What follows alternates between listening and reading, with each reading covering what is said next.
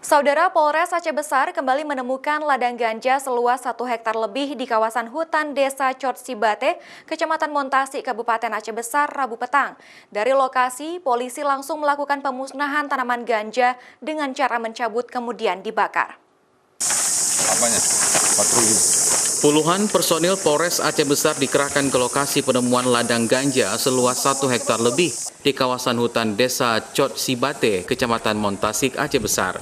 Untuk mencapai ke lokasi, petugas harus menempuh perjalanan dengan berjalan kaki sekitar 3 km jaraknya.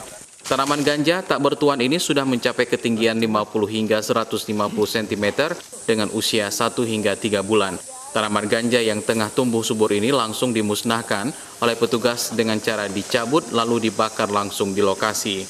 Ini seluas kurang lebih 1 hektar dan untuk tanaman sekitar usia antara 1 sampai 3 bulan. Untuk saat ini masih status lidik karena kita sudah melakukan pengendapan dari sudah seminggu dan belum melihat ada tanda-tanda pelaku untuk bisa kita tangkap.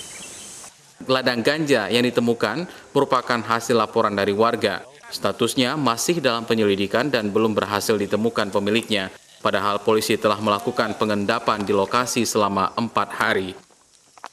Raja Umar, Kompas TV, Aceh Besar.